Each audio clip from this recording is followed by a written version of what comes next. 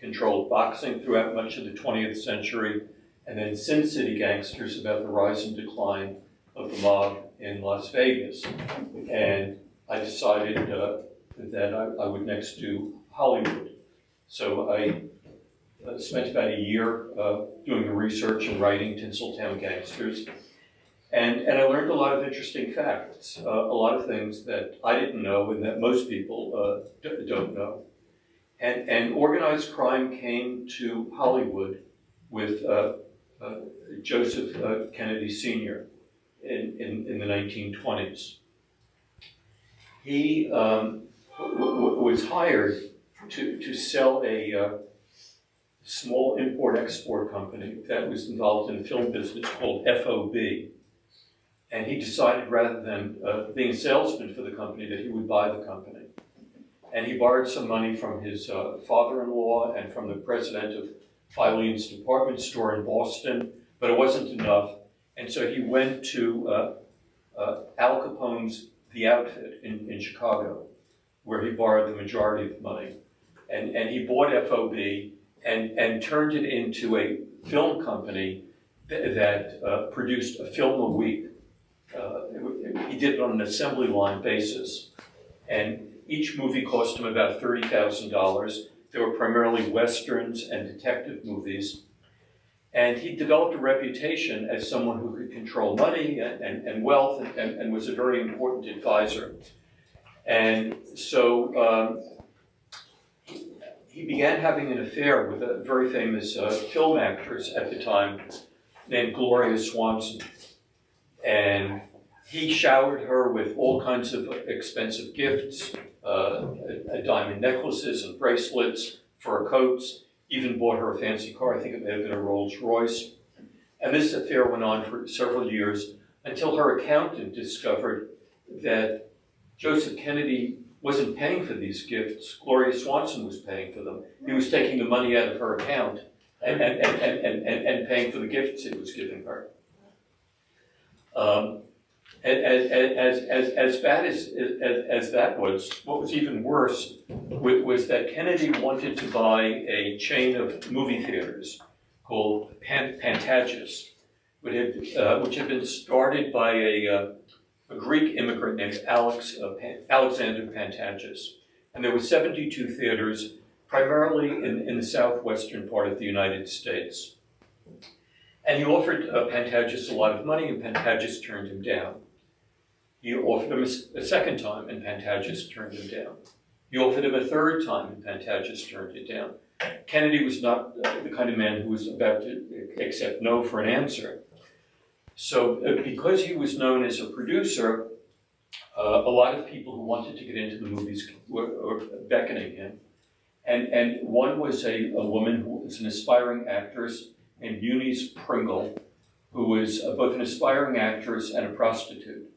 And her boyfriend, who was an aspiring screenwriter and a pimp, Kennedy went to them, since he knew them because they were always approaching him, and he said, I'll give you work if you do me a favor.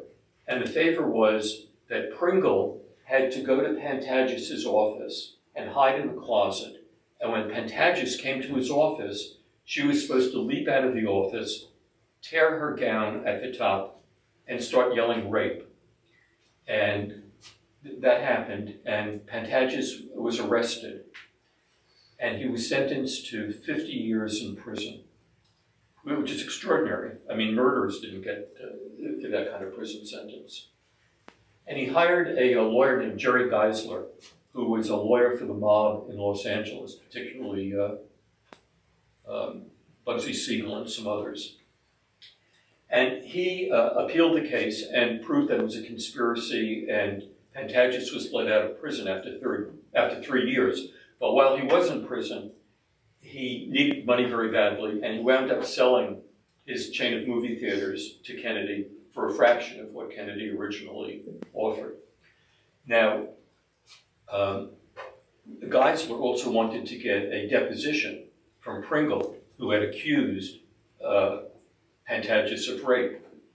And the day before he was to get the deposition, Pringle was poisoned. and killed. And no one was tried or convicted. The murder went unsolved. Kennedy left Hollywood shortly thereafter. He didn't like Hollywood. He didn't like the people he had to deal with. They were primarily immigrant Jews from Russia and Eastern Europe.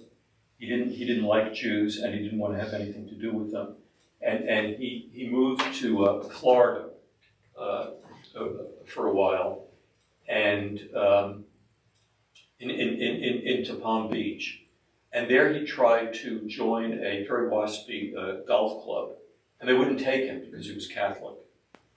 And there was a Jewish golf club there as well, and they said, we'll take you if you want. We'll take anybody as long as they can pay. And he said no, he didn't want to join that because he didn't want to associate anymore with Jews. And the next person who was sent to Hollywood really by the outfit in Chicago and by the New York mob was Bugsy Siegel. And they sent him there primarily to run something that was called a racing wire, which bookies throughout the South and the West had to subscribe to in order to get their racing information. And it was very, very profitable for the mobs. But while Siegel was there, he realized that there was also a lot of money to be made from the movie business, and that if you could control a union, you could extort the movie studios. And he gained control of the extras union. And he said to the Hollywood studios, look, if you don't want to strike, if you want to be able to use all the extras, you better pay me. And it was a lot of money.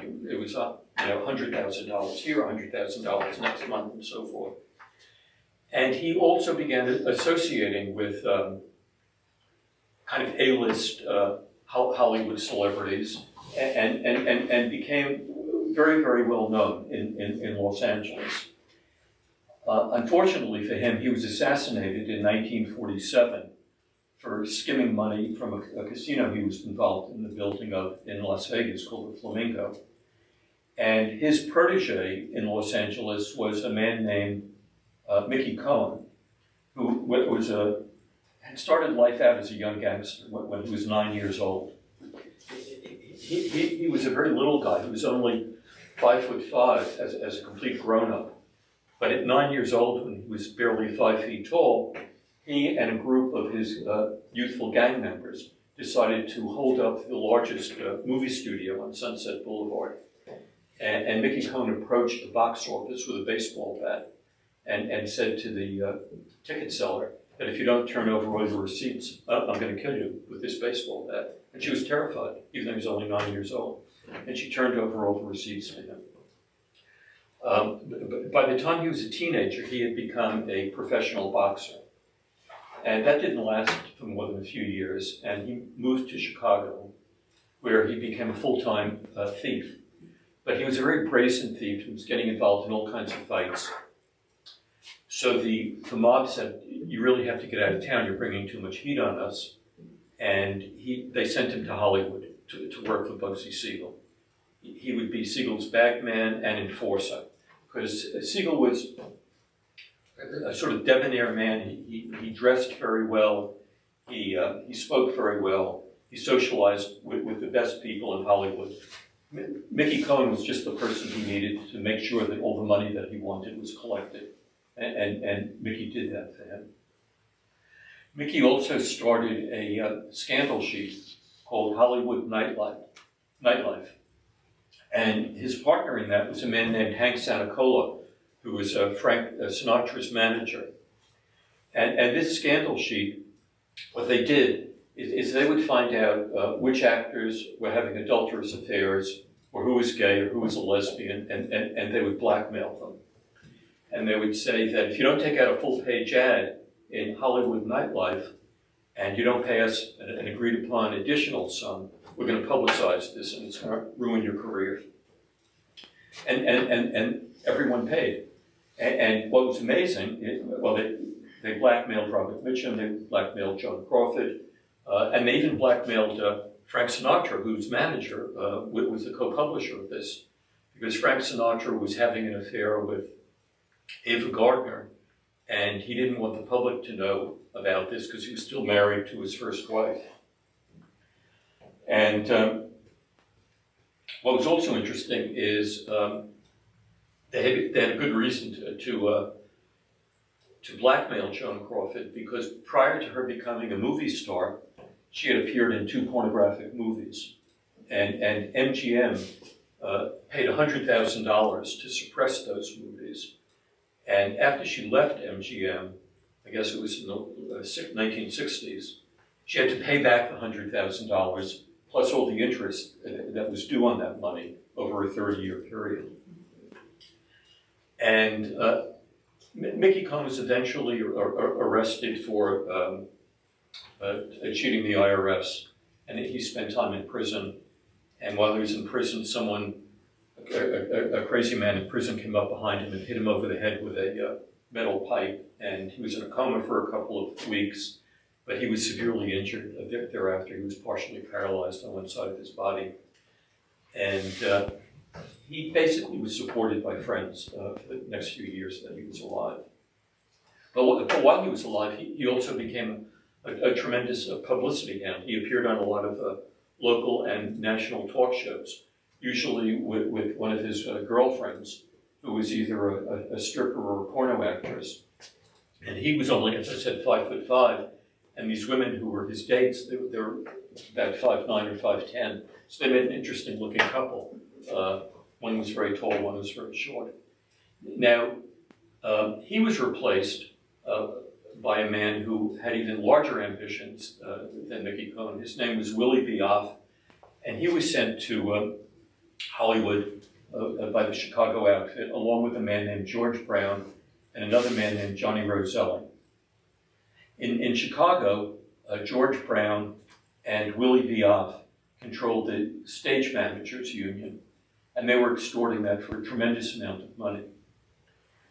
But that was primarily local, it was primarily in the Midwest. And they wanted this to be a national union and to completely control it.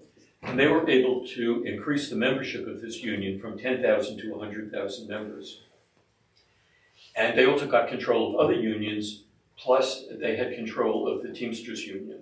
So they were able to extort from every single studio in Hollywood on the average of about $100,000 a month.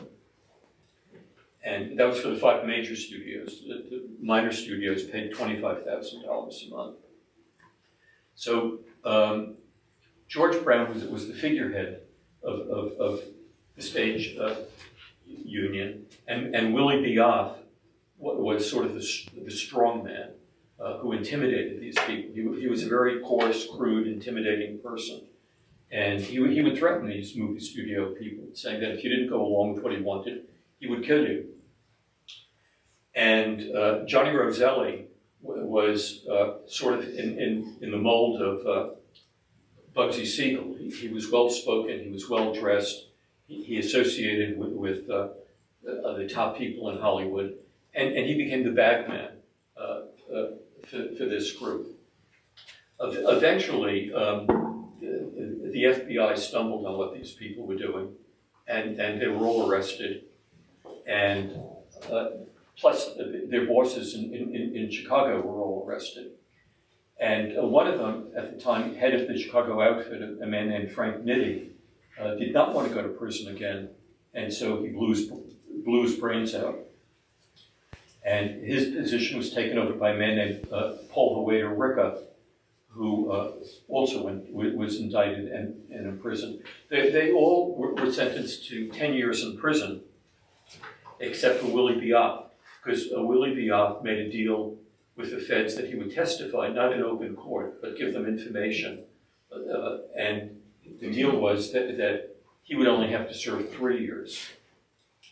But when everyone got out of prison and they learned what Willie Bioff had done, they put out a contract on his life. So Willie Bioff moved to Phoenix, Arizona, where he changed his name to Willie Nelson.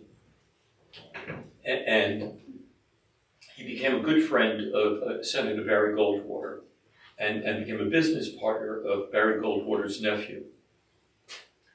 And Willie Bioff was a compulsive gambler.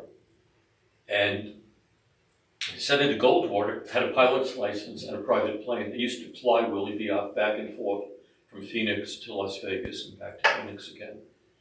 However, Willie Bioff foolishly let his presence be known in Las Vegas, which was a mob town, and the outfit found out about this. And so one day, after Willie Bioff had returned to Phoenix, he was getting into his pickup truck one morning, and he turned on the ignition, and he blew himself to 1,000 different pieces. Oddly enough, Senator Barry Goldwater was one of his pallbearers, and when a reporter asked Goldwater how he knew Willie Bioff, he said, I didn't know him. Someone just asked me to be a pallbearer here. I had nothing to do with him. But anyway, the extortion continued to go on in Hollywood, and the mob continued to have a tremendous influence over the unions that controlled Hollywood. And one of the interesting studio heads there was a man named Harry Cohn, who was president of Columbia Pictures. And Harry Cohn had to buy out his brother and his partner when he first started this business, and he didn't have the money to do it. So he borrowed a lot of money from the mob, and he was owned by them after that. And he continued to take investments from them. So there was a gangster in New Jersey named Longies Wilman, who was known as the Al Capone of New Jersey. And he lent Harry Cohn $500,000. And Harry was going to give him an IOU, and Longie said, I don't want an IOU, I want stock in the company. And he took $500,000 worth of stock in the company. Longie was having an affair with the actress Jean Harlow, and part of the deal was that she would star in a number of Columbia pictures in exchange for that money, which she did. Now Harry Cohn also, he was probably the originator of the casting couch, that any woman who starred in a Columbia Pictures had to have sexual relations with Harry Cohn, because she wouldn't get a starring role. And he would mold a lot of beautiful blonde women into becoming major Hollywood stars. And one of the last ones that he did was Kim Novak. Kim Novak at that time was having an affair with Sammy Davis Jr. And Harry Cohn was very worried about this, because he was worried that if it became known that Kim Novak was having an affair with a black man, that people in the South would not go to Columbia Pictures movies starring Kim Novak. So he told Sammy that he had to break up with Kim Novak, and Sammy refused to do that. So Harry Cohn issued a contract on the life of Sammy Davis Jr. And he sent Mickey Cohn to persuade Sammy Davis to finally break up with Kim Novak. And Sammy refused to do it. So Harry Cohn sent two mafia soldiers from Los Angeles to see Sammy Davis in his dressing room.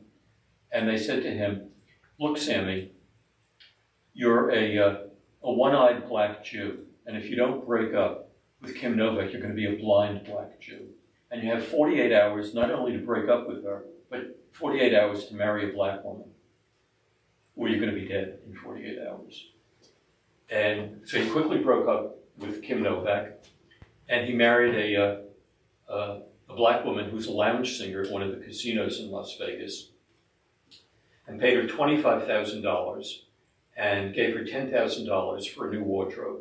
The marriage lasted only for a few months, and then they got divorced. Harry Cohn was hated by all the people who worked for him. He was a miserable boss. He treated people terribly. He cheated them. He humiliated them. He did whatever he possibly could to annoy and anger people. And when he died, 2,000 people showed up at his funeral at the Columbia Pictures movie lot. And one of the people who was there was the comedian Red Skelton. And a reporter said to Red Skelton, why did 2,000 people show up here? And Red Skelton said to the reporter, if you give people what they want, they'll come. He was so hated, people wanted to see him dead. And the reporter then went over to the rabbi who had eulogized Harry Cohn and said, can you just say one word about Harry Cohn, that people would like to hear that I can put in the newspaper. And the rabbi paused for a minute, and then he said, he's dead. That was all he could say about it.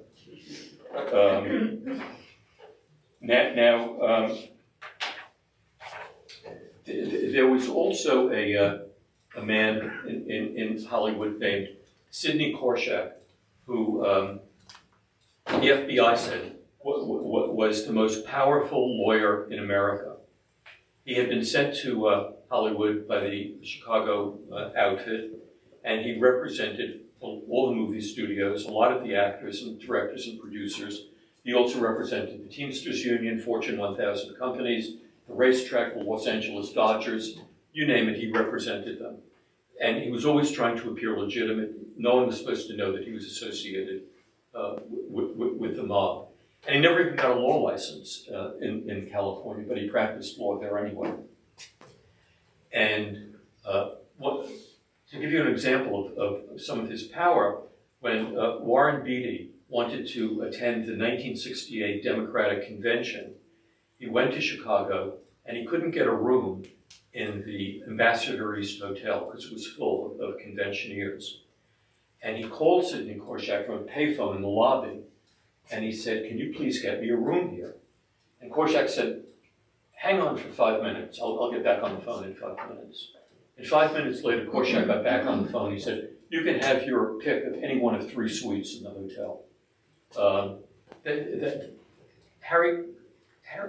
Sidney Korshak could move mountains.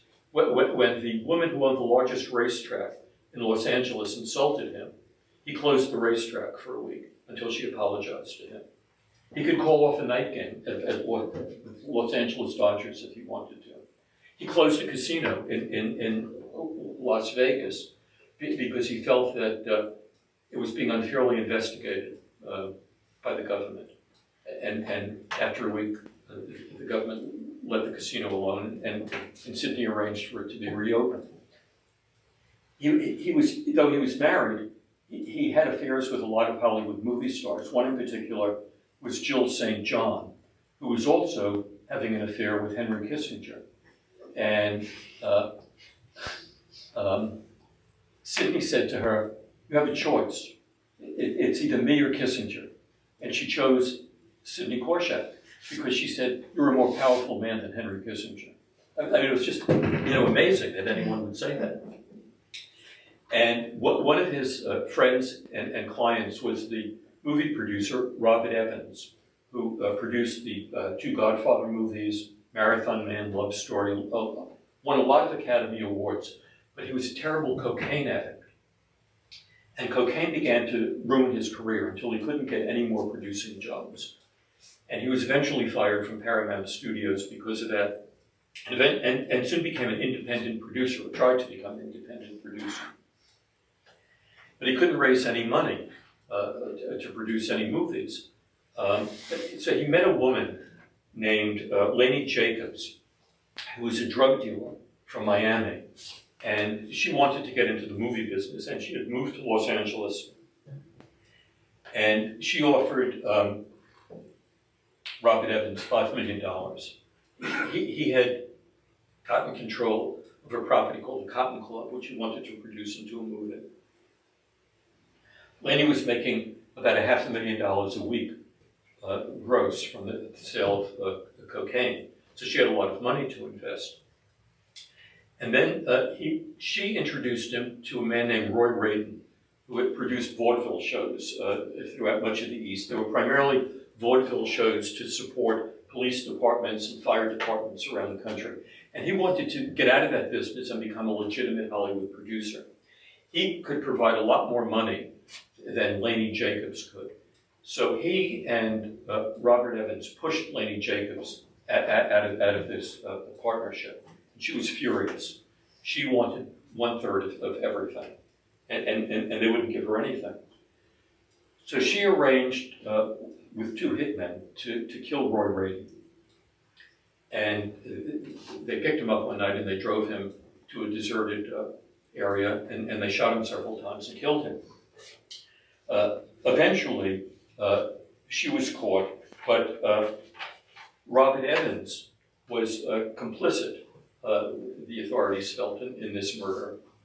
And so he used Sidney Korshak as his behind-the-scenes lawyer to help him. And Korshak arranged for him to hire a lawyer named Robert Shapiro. I don't know if you remember him from the O.J. Simpson case. He was one of those lawyers. And Korshak, on his advice, and also with Shapiro's advice, they got Evans off completely scot-free. And Laney Jacobs was found guilty, and she was sentenced to prison for her entire life. The book finally concludes with how the mafia got involved in the pornographic film industry and how much money they made from it, which was hundreds of millions of dollars, with a very small investment, and what happened to the people who did that. So, I mean, that's sort of an overview of the book. There are certain things that I left out that I didn't have time to go into, but I would be very happy to answer whatever questions you may have about Hollywood and the mob or about my book. Did you find it funny that Bugsy Siegel needed muscle? Considering what his upbringing was and how he used muscle for Meyer Lansky? I know, and he was one of the, he and Meyer Lansky had found the gang called the Buck and Meyer Gang. My uncle drove for Meyer Lansky. Oh, did he really? And that evolved into Murder Incorporated. Right. It's just that he could be a very violent, very vicious man, but he wanted to impress the people in Hollywood that he was just a sportsman, a gambler, but you know, he wasn't really but they knew because he would hold Christmas parties and invite people, the top people in Hollywood, and then he would borrow money from them. And they wouldn't refuse to lend him the money because they were frightened that he would kill them if they refused, and he never paid back the money either. And the biggest shame was that he was assassinated before he saw his dream. Right. Yeah. Vegas is Vegas because of him. To a large extent, you're absolutely right. Yeah. Yeah. So who drove from Lansky? My uncle. Your uncle. Yeah. What happened to him? I mean, he lived a normal life and died of old age. Oh, that's nice. Refreshing. Yeah. But he had plenty of good stories around, I'm sure he must around have. the table. Yeah. I for my book on Las Vegas, I had interviewed Meyer Lansky's grandson, Meyer Lansky II, who runs a restaurant in Las Vegas called the Bug and Meyer restaurant. Oh, really? A restaurant, yeah. And he gave me a lot of interesting information. It was enjoyable. Have you been to the, I'm sure you have the Mafia Museum in Vegas? Yes, yeah. It's quite a museum. Yeah. Have you been there? Yes. Yeah. Any other questions? How did you get interested in all these gangsters? I mean, all the different areas of the country. It started with, at my bar mitzvah, my father introduced me to a man I had never met before, who handed me an envelope of money. I never saw him again. Oh my God. And I asked my father who this was. And he said, that's his uncle by marriage. His name is Irving K. I forgot what the K stood for. I think it was Kershon, but I'm not sure. And he was indicted, but never tried, for the murder of a gangster named Dutch Schultz in 1935. And he met his wife, my father's aunt, while he was smuggling liquor across the Canadian border into New York. And he was very, very wealthy. He had a big mansion up near the governor's mansion, Governor Averell Harriman at that time. And so my father told me all about this, and I found it fascinating. Then the next thing that interested me in the mob was that I used to, on Saturday mornings I used to work with my father. My father owned 2 garment factories, one in Queens, one in Brooklyn. And it was open from 9 to 1 on Saturdays. And my job was pretty menial. I would sweep the floor, I'd pick up pieces of material that would go into a barrel and that would be sent to a recycling plant in New Jersey. And I would also occasionally have to bring up bolts of cloth from the basement to a cutter's table where they were laid out and dress patterns were cut. And I was coming up the stairs one day with a bolt of cloth on my shoulder, and I heard my father and another man yelling and screaming at each other. And when I got to the top of the stairs, I saw my father. His fists were clenched like he was going to hit this guy. And my father had been an amateur boxer when he was a young man. And he certainly could have hit this guy. And he looked at the guy and pointed his finger and he said, "Get the F out of here." And the guy went like this, as if he had a gun, and pointed at my father and said, "We're going to get you, you son of a bitch." And driving home that afternoon, I asked my father, "Who was that and what was that about?"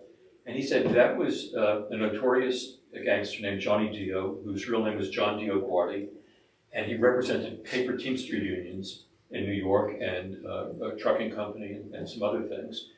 And he wanted to unionize my father's workers, and they voted against unionization because they figured that they were actually going to get less money from the union than my father was paying them, which was odd.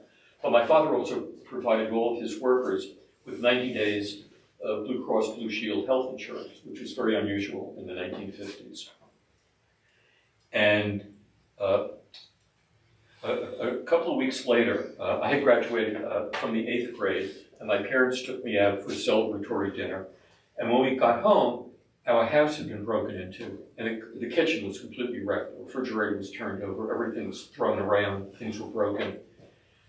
And I subsequently learned, not then, but much later, that this was the mob saying to my father, "This is the first thing that's going to happen. If you don't go along with us, worse is going to happen." So my mother had 2 cousins, Joe and Bernie Page. And they were, this was during the Depression, they operated an Italian grocery store in Corona, Queens. And they would take turn going to law school. One would go at night, and the other one would operate the store, and they'd switch back and forth until they finished law school. Joe Page, who was actually a very nice guy, in 1956, he was arrested for torching a building in the Bronx. And his photograph appeared on the front page of a tabloid newspaper called the Daily Mirror. And my father paid his bail. He lost his license, but he went on to do very interesting things afterwards. He was a very bright, very talented entrepreneurial man. And my father went to Joe Page because he knew that he knew people in the mob and associated with some of them. And he said, "Is there anything you can do for me?" And Joe was able to negotiate a contract that my father didn't have to hire the union, but he had to hire the trucking company. And my father died 2 years later of leukemia. And he had a very weak partner who was not the kind of guy who would stand up to the mob. And the trucking company kept increasing their rates until it became really onerous. And when the company couldn't pay them anymore, they started giving them pieces of the business. And eventually, they gained control of the business. And they were buying raw material, for dresses and bathrobes and other kinds of garments, and not paying for it. And they used up all their credit. And when they couldn't get anything anymore, they burnt the factory down. So that was the second thing that aroused my interest in the mob. And then in the early 1980s, I was divorced from my first wife, and I was very depressed about that. And I went to see a therapist to get over my depression. And after a couple of years, I became friends with this therapist when my therapy ended. And he was a very interesting man. His father ran all the bookmaking in New York for Frank Costello. And Frank Costello was his godfather. And he told me all these fascinating stories about growing up. With his father and Frank Costello picked him up one day in this, I guess, late spring, summer, and took him up to Saratoga to the races, and they gave him $100 to bet, and lost it all. And then when he graduated from high school, he wanted to take his date to Copacabana, and Frank Costello owned the Copacabana, and he asked Frank if he could get him in, and Frank said sure, And he went in and they gave him a table right in front of the stage where Frank Sinatra was singing, and he got a whole meal and everything for nothing. And what was also interesting about him is that as a psychotherapist, he was treating a number of young men whose fathers were in the mob and who were very conflicted about what road to take. Should I follow in my father's footsteps, or should I do something legitimate? And that was a choice that was offered to him when he was a young man, and he chose not to go into the mob. So that was the third thing that interested me in the mob. And then I have a number of friends who some who are criminal defense attorneys who have represented mobsters, and then I have a couple of other friends who were retired New York City detectives who worked in organized crime strike forces. And so I got a lot of information from them and heard a lot of interesting stories. So all of that combined engendered my interest in writing about the mob. Any other questions? And nobody has minded you telling all these stories? No. There's no contract on it? No. Yeah, I can go home tonight and see your refrigerator turned over. Right? No, I don't think so. I put a lock on the refrigerator before I came tonight. Yes. Do you have anything you're working on next? I just finished a book about how the mob controlled the early days of rock and roll, and controlled the, owned the small record labels like Roulette Records, and owned a lot of the young performers who were so eager to become successful rock singers that they signed terrible contracts and they never got their royalties. One of them, I don't know if you remember him, was a kid named Frankie Lyman, who sang with a group called Frankie Lyman and the Teenagers. And he was paid a few $1,000s to sign a record contract, and then never received any royalties for the song Why Do Fools Fall in Love, which generated $2 million in royalties, and he never received a penny of it, and wound up dying of drug overdose when he was just 25 years old. And he was in such bad shape, he sang at my high school graduation, and they paid him just $50 to sing. He was so desperate for money. And then there was another singer named Jimmy Rogers, who had a couple of hit songs in the 1950s. One was called Kisses Sweeter Than Wine, and I forgot the name of the other one. He worked for Roulette Records, and they kept cheating him on his royalties. And he broke away from Roulette. He refused to re-sign with them. So one night he was driving in Los Angeles, and a rogue cop stopped him, pulled him out of his car, and beat him over the head with a club until he was severely brain damaged and couldn't sing for a couple of years thereafter. So these were very dangerous people. And Roulette Records in particular, it was run by a man named Mars Levy, who was in partnership with a man named Vincent the Chin Gigante. They were partners who ran Roulette Records. And it was really kind of a mob front company. So anyway, that was the early days of rock and roll. Any other questions? No, that's it. What was the name of the garment factory in Queens? It was called Norma Dean Sportswear. Where was it? In Flushing? No, it was. No, I can never remember. It was either on Liberty Avenue or Lefferts Boulevard near South Ozone Park. Okay. And the one in Brooklyn. Actually, I never visited the one in Brooklyn, but it was not far from Sunset Park in Brooklyn. Great. And Who's your most revered mobster? probably Bugsy Siegel. It's the most colorful, the most interesting, I think.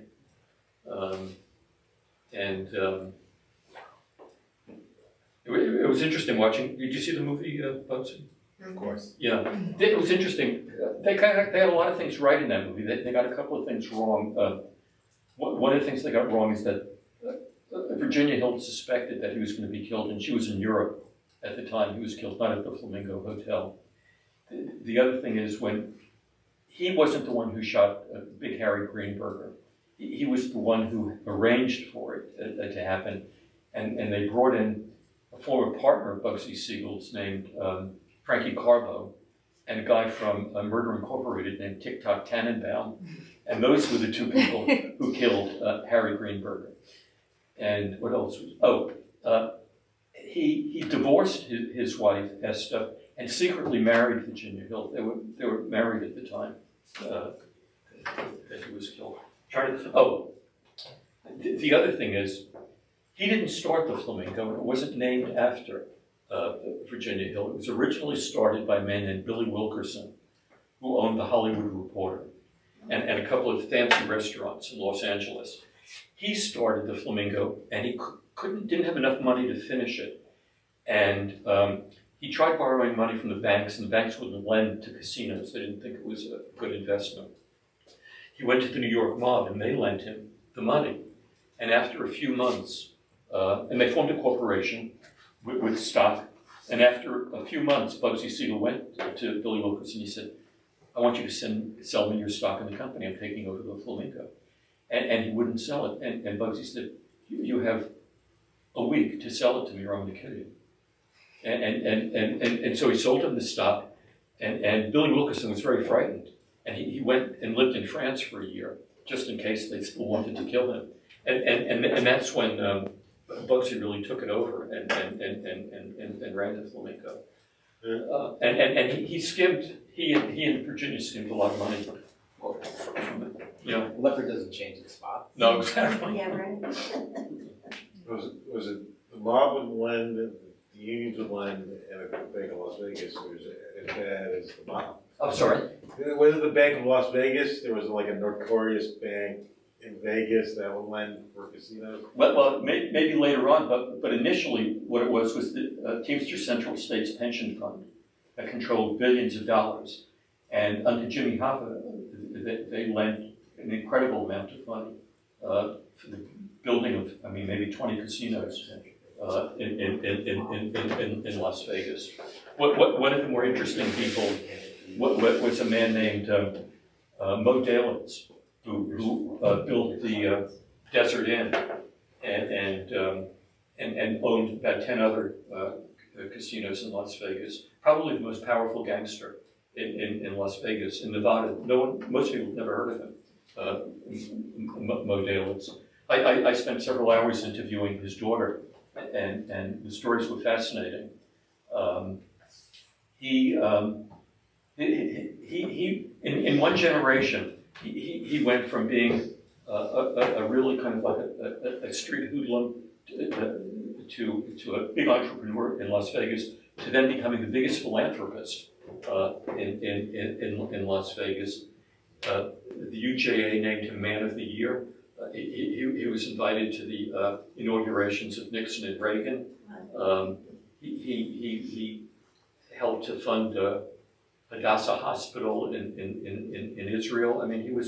He was an incredible person. And when he died, he left millions and millions of dollars to all kinds of charities that he supported. And he was a man who started out as a real bad gangster. And, he was known as Mr. Las Vegas. I was reading the Billy Walters book, The Gambler. Uh-huh. But they're all at country club, and that's where you have the Right. want power. What's your theory on Jimmy Hoffa? I don't have a theory, but there's a man who gave me an endorsement for this book named Chris Franzblatt. He's 93 years old now. He was Jimmy Hoffa's lawyer. And he was also Tony Provenzano's lawyer, and Mo Dalens' lawyer. And a guy named Sam the Plumber, who was the head mobster of New Jersey. Chris, he didn't directly tell me, because he's not supposed to do this, but he implied that it was Tony Provenzano who arranged for the death of Jimmy Hoffa, and that the movie The Irishman is completely false. There's absolutely no truth to what he said. And the guy who claimed to have killed Jimmy Hoffa in that movie, he said he was just sort of a mafia wannabe who hung around with the mob and was an alcoholic. And it was his lawyer, actually, who got him the idea of writing this book and making a lot of money from it. His lawyer owned half the copyright. Was there any particular details when you were doing research here that you found really surprising? I mean, there's so many interesting stories when you're interviewing people. I found out that Frank Sinatra was really owned by the mob. He was the godson of a man named Willie Moretti, who was a partner of Long East Willman. And Willie Moretti, a friend of Frank's mother, got him started. And you know, the mafia doesn't do favors for nothing. And he arranged for all of Frank's career, basically. And there was a gangster in the Gambino crime family named Tommy Marson. And Frank was singing at a nightclub in Chicago, and the FBI has a tape of this because they were bugging Tommy Marson's telephone. He called Frank Sinatra. Tommy Marson was one of the owners of a place called the Westchester Premier Theater in Westchester County. And Tommy Marson called Frank Sinatra, well, who was engaged in Chicago, and he said, "We need you tomorrow morning at the Westchester Premier Theater." And Frank said, "I can't, I'm engaged for 2 weeks here in Chicago." And Tommy Marson said, "You better get your ass here by tomorrow." And he hung up the telephone. And Frank was there the next day. He couldn't say no. And so that was sort of surprising. And then I got to read a lot of his FBI file, which was, it's the largest celebrity file that the FBI has. It's over 1,400 pages. I didn't read all of it, I just pretty much said.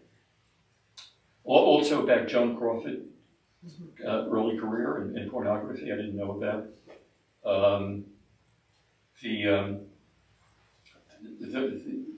The power of Sidney Korshak was extraordinary.